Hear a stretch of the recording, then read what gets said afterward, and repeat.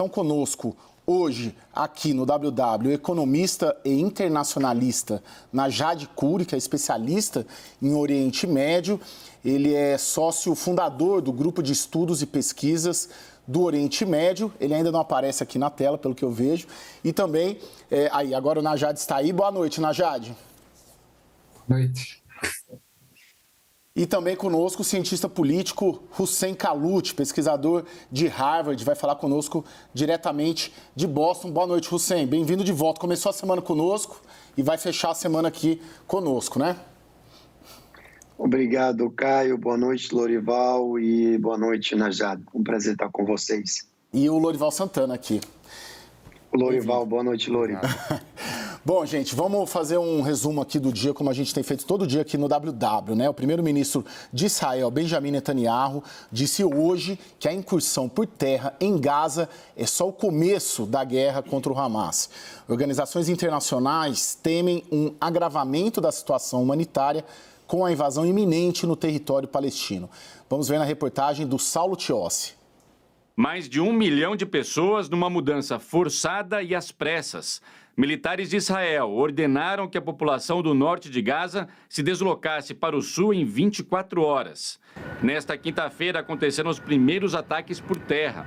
A infantaria procura por reféns e coleta evidências que podem ajudar a encontrar os capturados. O primeiro-ministro de Israel disse que esse é só o começo. אנחנו הולמים באויבינו בעוצמה חסרת תקדים.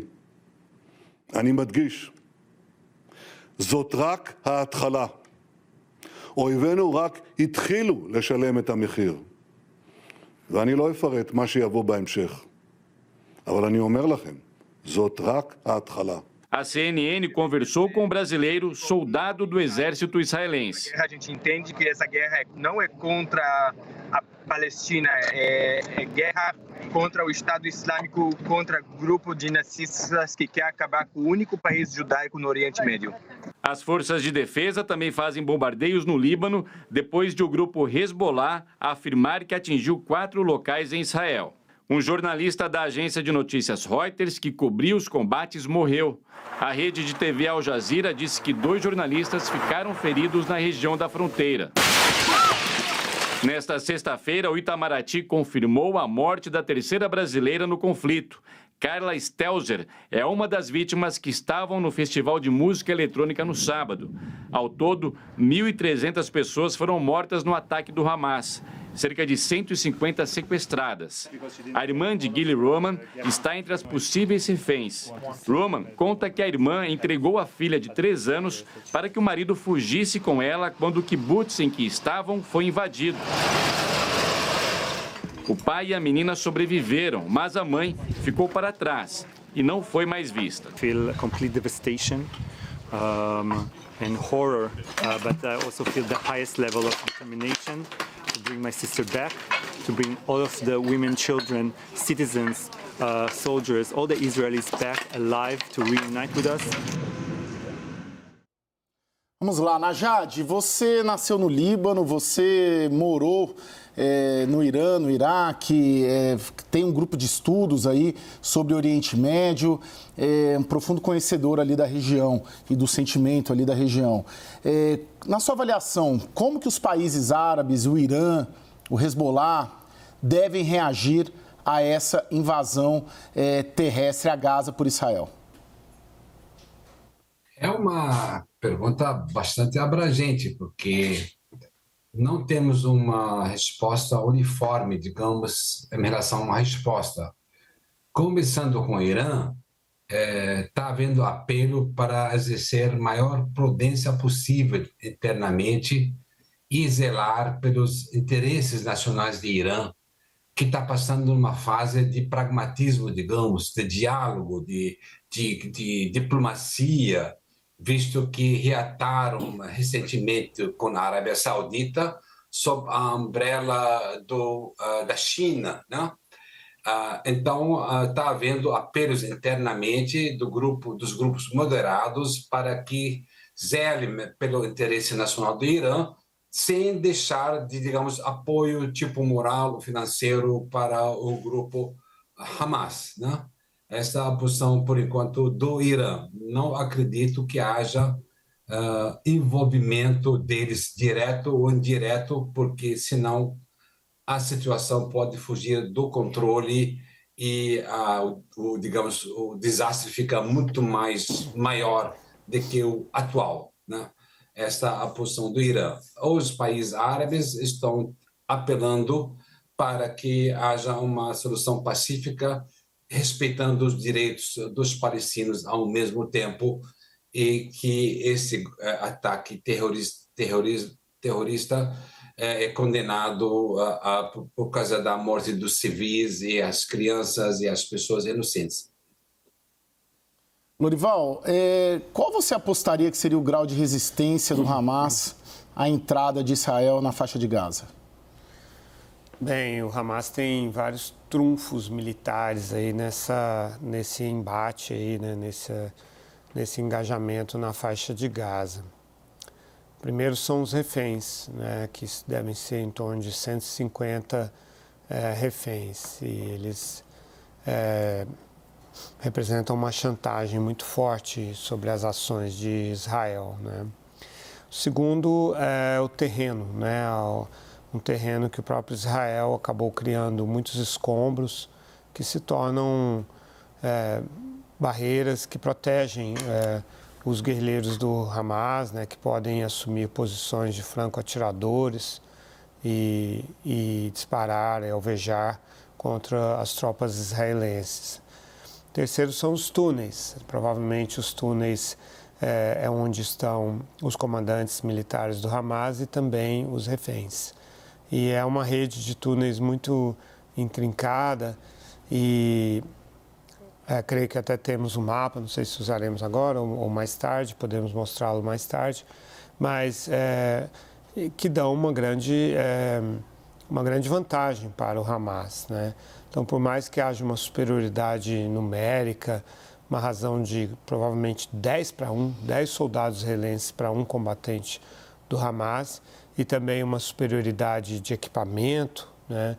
Tem a soberania aérea, tem informação de monitoramento por drones e balões, tem o apoio marítimo, né? A faixa de Gaza é uma faixa costeira, tudo isso joga a favor de Israel, mas essa assimetria fica praticamente anulada por essas outras vantagens que eu mencionei antes em favor do Hamas.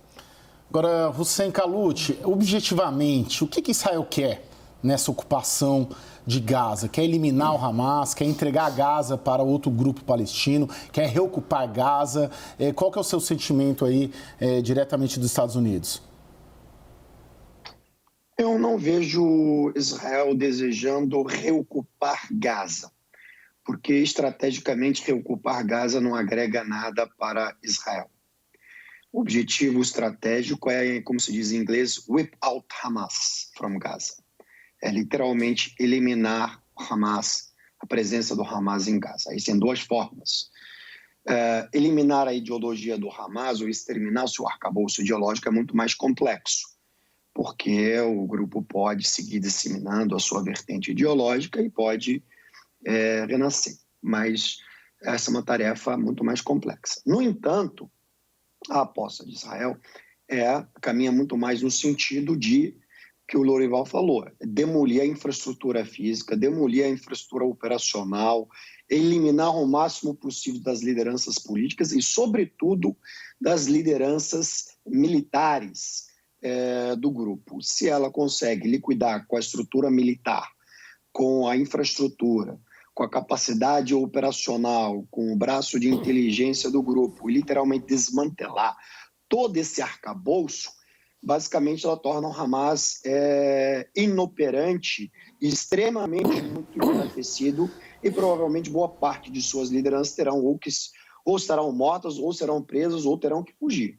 Então, esse é o principal objetivo. E aí, O passo subsequente, ou a autoridade palestina terá que ser restaurada ou terá que assumir o controle da faixa de Gaza, ou aí se abrirá uma negociação de Israel com o Egito para que tropas árabes, pode ser o Egito, pode ser a Jordânia, pode ser os Emirados, enfim, não se sabe como, de ter uma força ali para manter a estabilidade e impedir que o Hamas tenha qualquer controle militar.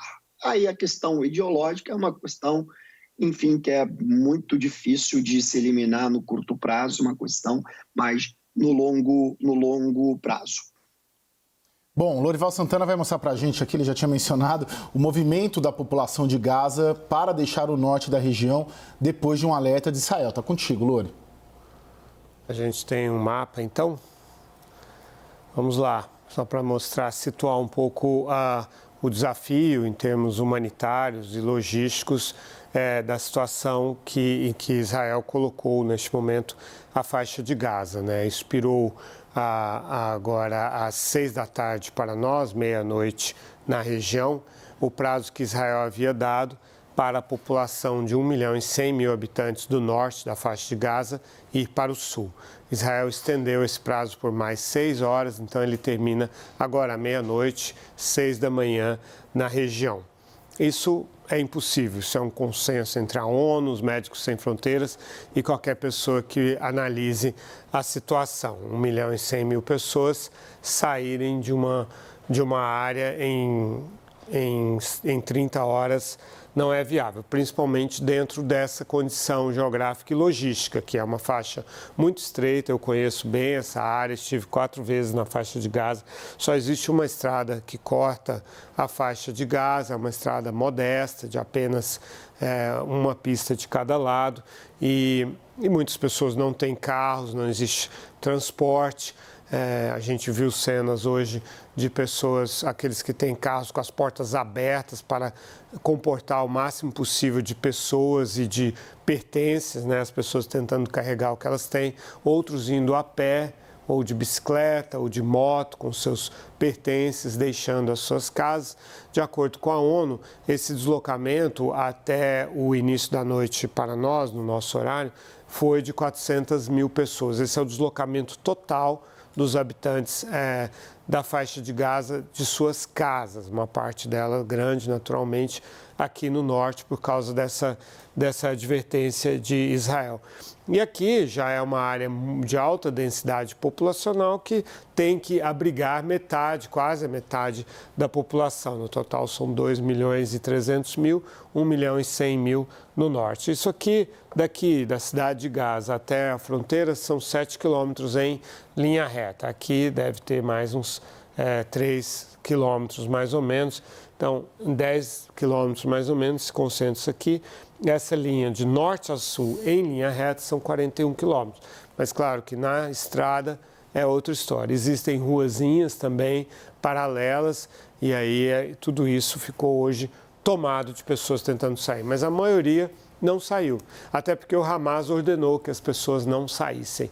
Para o Hamas politicamente, militarmente importante manter essa população aqui como um escudo humano, como um obstáculo também para o avanço das forças israelenses. Lorival, esse anúncio de que só quem está na parte norte da faixa de Gaza evacue, significa que a guerra, pelo menos nesse primeiro momento, deve se concentrar ali, né?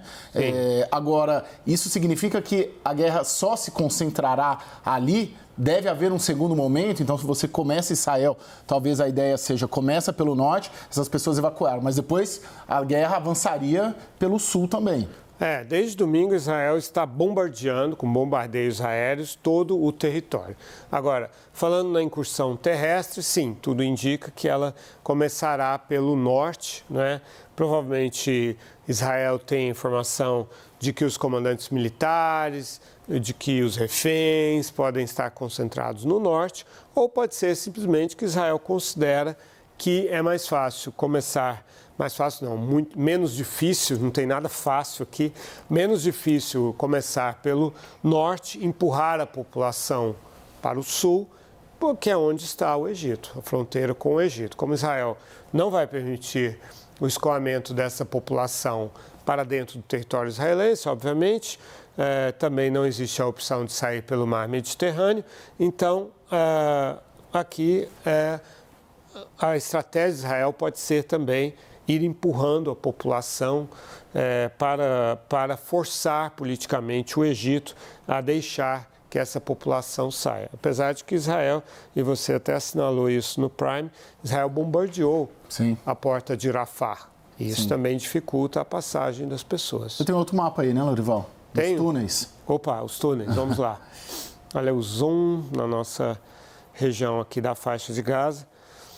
Veja, essa imagem foi fornecida pelas forças de defesa israelenses. Essa é o que eles têm, o diagrama que eles têm, o mapa que eles têm dos túneis, que seriam, então, 500 quilômetros de túneis numa região de 360 quilômetros quadrados. Então, você vê que é uma espécie de segundo território, né? Uma segunda camada territorial e que é parte fundamental da estratégia do Hamas. Imagine que todos fossem construir esses túneis, tentando ao mesmo tempo se esconder isso dos satélites, dos drones e dos balões israelenses que monitoram essa área. Eu, uma vez, estava num hospital na cidade de Gaza, assim, no pátio do hospital, de repente abriu um alçapão e saíram homens do Hamas. Ninguém nem olhou muito, eu fui o único que olhei com curiosidade. Aquilo faz parte do cotidiano na cidade de Gaza. O Hamas sempre usa muito os túneis, realmente. Aqui, então, pode ser que Israel considere que é aqui que estão concentrados, né? Agora, imagine o desafio militar de ingressar nesses túneis, né? Com o Hamas podendo usar granada, podendo atirar. Quer dizer, a posição de vantagem do Hamas, me parece, neste momento, vamos ver nos próximos dias se é assim mesmo, mas parece ser muito grande a vantagem do Hamas. Vamos falar ali com Nádia. Nádia, supondo que essa operação militar de Israel, que nós estamos debatendo aqui, seja bem sucedida, né?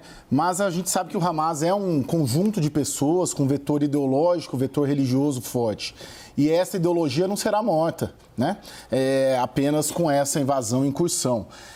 Qual deveria ser uma estratégia posterior, né, de Israel frente ao Hamas? Olha, eu acho que há a intenção de ocupação de território. Tudo indica que, para mim, que Israel vai deslocar esse 1 milhão de pessoas para o sul e vai ocupar esse território. Eu acho que seria uma teoria de conspiração, uma teoria não está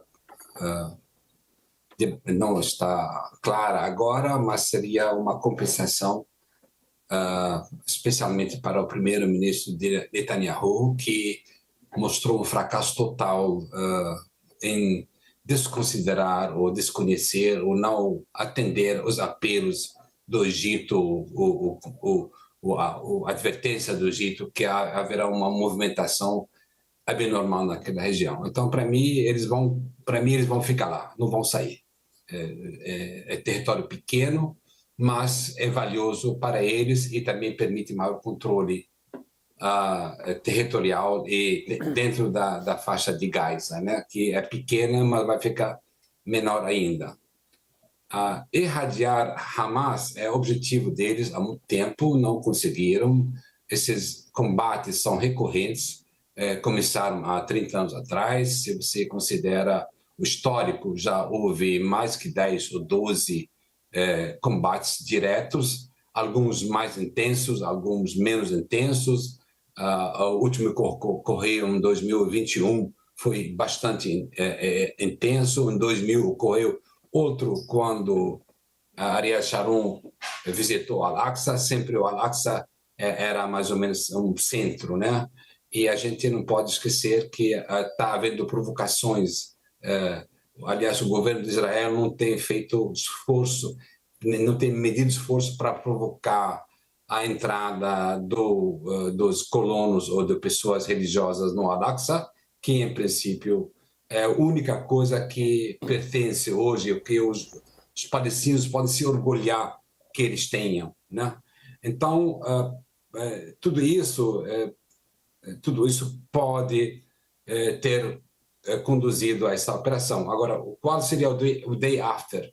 Eu acho que esse que é o mais importante, se haverá uma prudência, se haverá um aumento das tensões, as mortes, os deslocamentos, vai aumentar mais as tensões, vai causar mais danos morais, vai causar mais sofrimentos, tanto à população palestina, às crianças, às famílias, tanto quanto o que esse ataque do Hamas causou a Israel e ao mundo.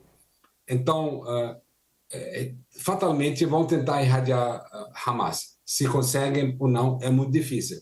Vejamos que o Estado Islâmico já foi atacado por um monte de países e um monte de nações e foi dizimado e mataram os seus líderes e continuam aparecendo, né? Tanto no Iraque quanto na Síria e quanto outros lugares no Iêmen e tudo mais. Então, é muito difícil de irradiar porque há ódio, há ocupação, é inegável, a raiva, a perda de vidas, é muito difícil essa situação.